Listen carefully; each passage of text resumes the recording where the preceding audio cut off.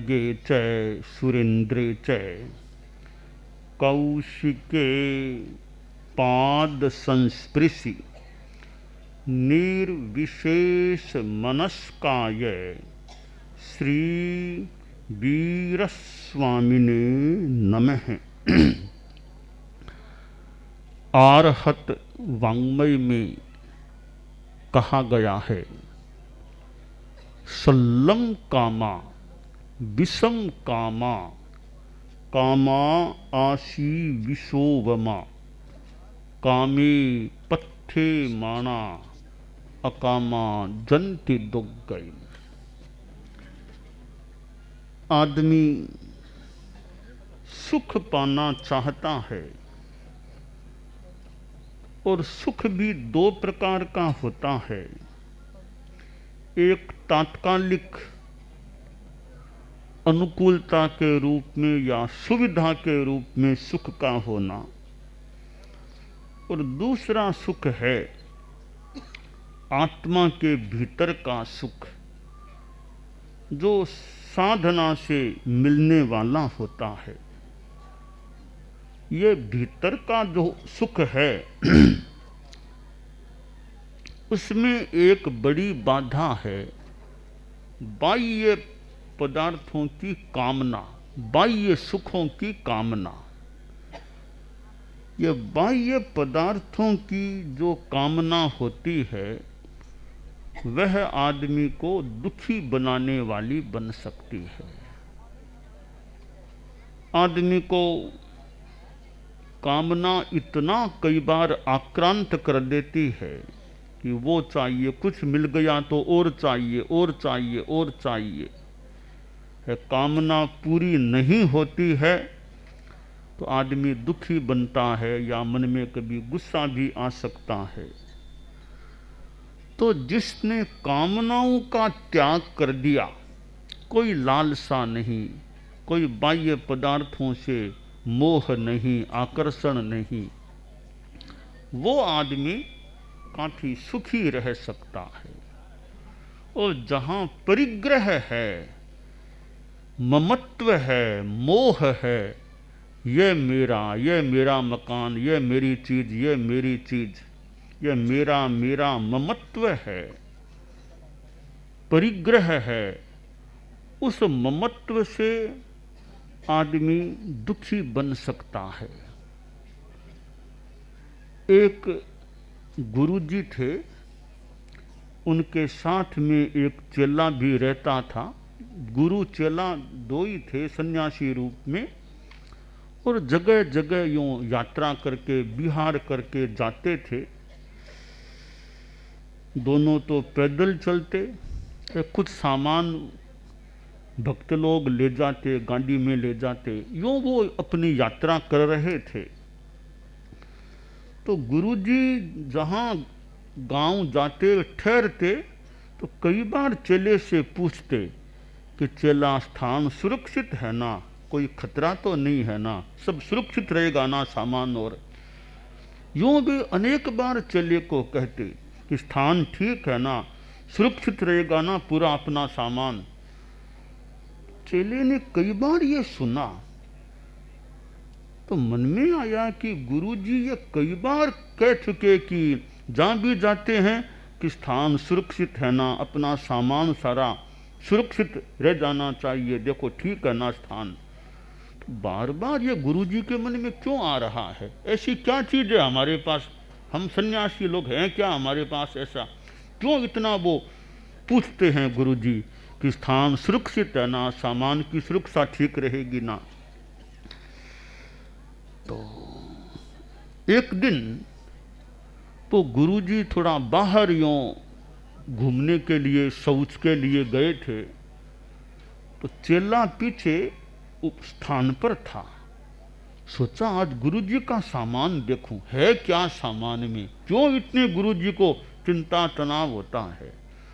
तो गुरुजी का सामान टटोला, कुछ किताबें थी, कुछ और थी।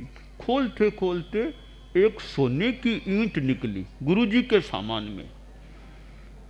तब चेले को लगा बस ये ईंट है। गुरुजी के दिमाग में जो थोड़ा तनाव सा है, कि स्थान सुरक्षित है ना, ठीक है ना। तो चेले ने सोचा हम तो साधु सन्यासी, हमारे पास ये सोने की ईंट किस काम की। ईंट को निकाला और बाहर कोई नदी थी, नदी में फेंक दिया ईंट को। फिर गुरु चेला यूं आगे बढ़े, अगले गांव गए तो वही गुरु जी का प्रश्न कि चेला देख लो स्थान सुरक्षित है ना, अपना सामान एकदम सेफ रहे, ठीक है ना, कोई खतरा तो नहीं है ना। तो चेला बोला गुरुदेव अब कोई खतरा नहीं है, अब कोई खतरा नहीं है। जो खतरा थोड़ा था वो मैंने पिछले गांव में नदी में फेंक दिया है। अरे क्या किया? गुरु जी क्या किया? आपके सामान में क्या चीज थी? ये सामान तो किताबें, वो एक चीज और खास क्या थी, आपके सामान में सोने की ईंट मैंने देखी है, वो मैंने पिछले गांव नदी में फेंक दी है। तो गुरुदेव हम सन्यासी साधु, ये आपके पास आई कहाँ से सोने की ईंट? आपने क्यों रखा इसको? आप तो हमारे गुरु हैं, बड़े हैं, तो आपने ये कैसे किया? तो बोला चेला वो एक कोई भक्त आ गया था, बहुत आग्रह किया कि ये मेरी भेंट है, लेनी पड़ेगी, तो मैंने फिर ले ली, सामान में रख ली। तो गुरुदेव हम तो अकिंचन अपरिग्रह की साधना की बात करने वाले, तो हमारे पास ये आपने कैसे, कि भी भूल हो गई, जो भी हुआ मैं प्रायश्चित करूँगा। कहा गुरुदेव अब आप निश्चिंत रहो, वो खतरा मैंने फेंक दिया बाहर, अब कोई खतरा नहीं है। तो अब वो दिमाग में वो ईंट की बात, परिग्रह था तो गुरु जी के दिमाग में बार बार वो आता। तो ये परिग्रह है, वो कई बार अनर्थ का कारण बन सकता है। गृहस्थ हैं उनको तो मान लें, फिर भी परिग्रह के बिना काम भी कैसे चले। कम से कम हम लोग जो साधु लोग हैं उनके जीवन में अपरिग्रह की साधना अच्छी रहे, और अपरिग्रह यहाँ तक कि कीमती सामान, बढ़िया घड़ी भी साधु न रखे, बढ़िया पेन भी न रखे, वरना फिर दिमाग में आए कि बढ़िया पेन है, बाहर जा रहे हैं, पीछे से कोई ले गया तो ज़्यादा तनाव ही न हो। तो सामान्य जीवन हो साधु का, सादगी पूर्ण, बस आवश्यक हो उतना तो रखना होता है। परंतु गृहस्थ हैं उनको माना कि परिग्रह तो चाहिए, गृहस्थ हैं, पैसे के बिना भी काम नहीं चलता और पैसे से बहुत काम होते हैं। तो पैसे के संदर्भ में जैन धर्म में जो 12 व्रत श्रावकों के लिए हैं, गृहस्थों के 5वां व्रत है इच्छा परिमाण, कि ठीक है आप साधु की तरह तो मान लो अपरिग्रही बनना मुश्किल है, इच्छा की सीमा करो, इतने से ज़्यादा परिग्रह नहीं, बस सीमा कर लो। दूसरी बात कि जो अर्जन करो अर्थ का, उसमें ईमानदारी प्रामाणिकता वो रखो, तो फिर जीवन ये अर्थ के मामले में काफ़ी अच्छा रह सकेगा। धोखाधड़ी का, धोखे से कमाया गया, गड़बड़ी करके पैसा कमाया गया है, झूठ बोल के एक दिखाया कुछ और दिया कुछ, ऐसे गड़बड़ी करके कमाया है, वो पैसा एक तरह से अशुद्ध पैसा होता है, वो बढ़िया पैसा नहीं है। न्याय नीति से पैसा कमाया जाता है वह एक प्रकार से शुद्ध पैसा हो सकता है। तो गृहस्थ जीवन में पैसे को एकदम छोड़ना मान लो कठिन है, तो एक सीमा रहे और पैसे के अर्जन में प्रामाणिकता रहे, तो यह जीवन अच्छा रह सकता है। और दिमाग में ज़्यादा वो पैसे का ही पैसे का हो जाए, बस कमाना कमाना कमाना, तो फिर सोचने की बात है आखिर कितना ही कमा लो, आगे तो साथ में कुछ जाएगा नहीं, आगे तो कुछ जाएगा नहीं। जिंदगी में बहुत कमाए हीरे मोती, जिंदगी में बहुत कमाए हीरे मोती, पर क्या बताऊं दोस्त कफन में जेब नहीं होती, क्या बताऊं दोस्त कफन में जेब नहीं होती। तो यानी आगे कुछ भी साथ नहीं जाने वाला है, तो साथ में क्या जाएगा, अपने कर्म साथ में जाएंगे, धर्म का प्रभाव साथ में जाएगा। तो जो साथ में जाने वाला है उस पर भी ध्यान दें कि मेरे साथ क्या जाएगा, मैं धार्मिक दृष्टि से क्या करता हूँ, मेरे जीवन में धर्म की साधना है या नहीं। आदमी खूब धनवान है, बढ़िया बंगला, बढ़िया कार, सब सुविधा के साधन हैं, समाज में इज्जत भी है, नाम भी है, सब मोटा मोटी ठीक है, तो यह सोचना चाहिए यह तो पिछली पुण्याई भोग रहा हूँ, पिछला पुण्य भोग रहा हूँ, पीछे कोई किया होगा पुण्य वो भोग रहा हूँ, अब मैं क्या आगे के लिए क्या संचय हो रहा है। पिछला तो खजाना धीरे धीरे धीरे धीरे मानो जा रहा है, खर्च हो रहा है, आगे के लिए मैं क्या कर रहा हूँ। तो आदमी को आगे के बारे में सोचना चाहिए। परम पूज्य आचार्य तुलसी ने अनुव्रत आंदोलन चलाया कि छोटे छोटे नियम, अच्छे नियम, मैं नशा नहीं करूँगा, मैं बेईमानी नहीं करूँगा, मैं निरपराध की हत्या नहीं करूँगा, ऐसे छोटे छोटे नियम जीवन में आ जाएं तो यह जीवन अच्छा रह सकता है। परम पूज्य आचार्य महाप्रज्ञ जी वो प्रेक्षा ध्यान कराते भी राग द्वेष मुक्ति, राग द्वेष में नहीं पड़ना, बाकी तो छद्मस्त है, पर जितना हो उसके राग द्वेष मुक्त रहने की साधना करें। जितना हमारे में कसाय, प्रबल राग द्वेष घृणा ये ज़्यादा होते हैं तो चेतना कलुषित हो जाती है। तो ये हमारी साधना जो सामायिक की साधना है जैन धर्म में, राग द्वेष मुक्ति की साधना है, भले एक मुहूर्त का समय है, आदमी राग द्वेष मुक्त सावध्य योगों से मुक्त होकर के रहे तो यह एक चेतना की निर्मलता का एक अभ्यास है, साधना है। तो ये विभिन्न धर्म हैं, अब अहिंसा है, अब धर्मों का एक सार है, कोई भी धर्म देख लो, जैन है कि बौद्ध है, अहिंसा को कौन नहीं मानता। तो धर्मों का एक सार है अहिंसा, फिर एक सार है संयम और फिर तप। अहिंसा, संयम और तप धर्म है। तो यह जीवन में धार्मिकता रहे, गृहस्थ जीवन में भी अपने सादगी, व्यवहार में संयम, सादगी पूर्ण जीवन हो, और जितना समय आदमी मिले कुछ धर्मोपासना, धर्म की साधना करने का भी प्रयास करते रहें। आज हम अजीत नगर आए हैं। अजीत यानी जिसको कोई जीत नहीं सका, जिसको कोई जीत नहीं सका वो अजित है, अजित है।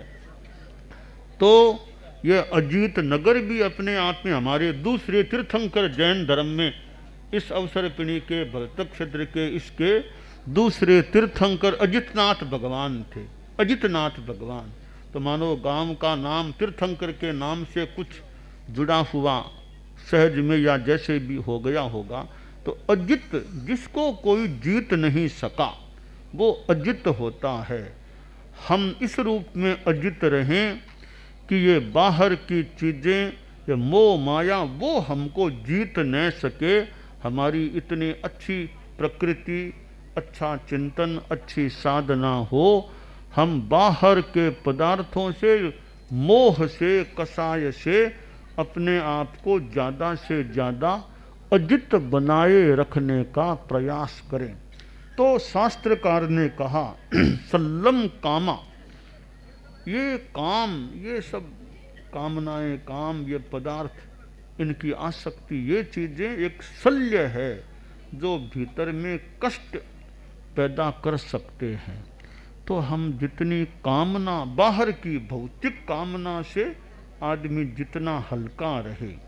आप गृहस्थों में भी कई बहुत अच्छे मिल सकते हैं आदमी जो हैं तो गृहस्थ, तो जीवन में संयम, खाने में संयम और चिंतन की अच्छा रहन सहन में संयम, त्याग तपस्या करने वाले, छल कपट से बचने वाले, तो ऐसे गृहस्थ हैं।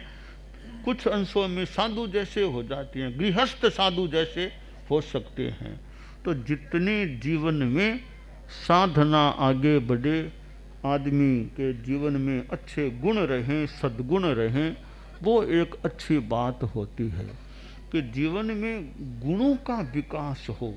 एक तो पैसे का विकास वो एक अलग चीज़ है, ठीक है, गृहस्थ जीवन है, पर गुणों का विकास, मेरे जीवन में गुण बढ़ें, ये गुणों के विकास का प्रयास होता रहे कि मेरे में क्या क्या गुण हैं, मेरे में गुस्सा कितना है, मेरे में अहंकार तो ज़्यादा नहीं है ना, मान लो धन है, सत्ता भी हाथ में आ गई, प्रभुत्व है, वर्चस्व है, पर मेरे में अहंकार ज़्यादा न हो जाए, घमंड न आ जाए।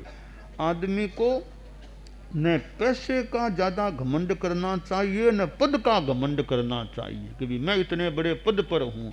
तो पद मिला है तो मानो सेवा करने के लिए मिला है। राजनीति में कोई भी सेवा के लिए आए हो, भले कोई मंत्री है कि सांसद है कि विधायक है कि सरपंच है, कुछ भी है, कि ये पद मिले हैं वो तुम्हें सेवा के लिए मिले, ठीक है, मान सम्मान भी होता है आदमी का, मूल ये पद सेवा के लिए हैं। पद पर आ जाए सेवा न करे तो पद पर आने का मतलब नहीं है। आदमी पद ले, पद पर आए, यह सोचे मेरे में न्याय नीति भी रहे, मैं पद का उपयोग क्या करता हूँ, तो पद पर आ जाए। एक संस्कृत में श्लोक है कि राज्याधिकारम संप्राप्य यह प्रजाम नैव रंजति अजागलस्तनस्येव तस्य जन्म निरर्थकम, कि जो राज्याधिकार कह दो, चाहे वो पद कह दो, सत्ता में आ जाए, फिर वो अगर प्रजा को राज्य न करे, यानी जनता की सेवा न करे, तो उसका पद पर आना, उसका जन्म भी बेकार है। कि पद पर आकर तुमने अच्छा काम नहीं किया, कि बेकार कैसे, जैसे बकरी होती है कि कोई या सबके किसी किसी बकरी के एक तो वो स्तन नीचे होते हैं, मूल तो एक छोटा सा कोई स्तन गले पर होता है, गले पर बकरी के, कि वो गले वाला स्तन दूध तो देता नहीं है, वो तो बेकार है। जैसे बकरी का ये गले का स्तन बेकार है, वैसे उस अधिकारी का जन्म भी बेकार है जो अधिकार में आकर के भी जनता की सेवा नहीं करे। तो यह राजनीति भी है एक सेवा का माध्यम, बहुत बड़ी सेवा, राजनीति से बहुत बड़ी सेवा हो सकती है। राजनीति में काम करने वालों, आने वालों की मोरल वैल्यूज के प्रति भावना, रे नैतिकता, मोरल वैल्यूज, अहिंसा की भावना, वो सब ठीक रहें, तो राजनीति तो बहुत जरूरी भी है और एक सेवा का अच्छा माध्यम है। भले कोई व्यापारी है, बिजनेसमैन है, तो उसमें भी अपनी मोरल वैल्यूज, नैतिकता रहे। कोई भी पेशा कार्य करे, शिक्षक है, वकील है, न्यायाधीश है, कुछ भी किसी भी क्षेत्र में काम करे, यह नैतिकता, सद्भावना, जीवन में नशा मुक्तता, किसी तरह का नशा न हो, no drinking, no smoking, no gutkha, ये कुछ नहीं, नशा मुक्त जीवन हो, तो ऐसा संयमित जीवन हो जहाँ अहिंसा की भावना है, सद्भावना है, जाति संप्रदाय आदि को लेकर कहीं दंगा फसाद में नहीं जाना, हिंसा में नहीं जाना।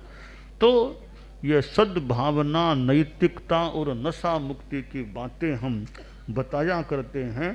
तो ये मानव जीवन हमारा है, जिसको दुर्लभ कहा गया है, वो दुर्लभ हमें अभी उपलब्ध है। इस मानव जीवन का हम अच्छा उपयोग करें, धार्मिकता का भी अभ्यास करें, जीवन में संयम, अहिंसा, तप रहे, तो यह मानव जीवन सार्थक और आगे के लिए भी हमारा हित का कार्य हो सकता है। इसलिए हम गुणों का विकास करें, अच्छा जीवन जिए, संयम, अहिंसा, तप का जीवन जिए, तो हमारे लिए कल्याण की बात हो सकती है।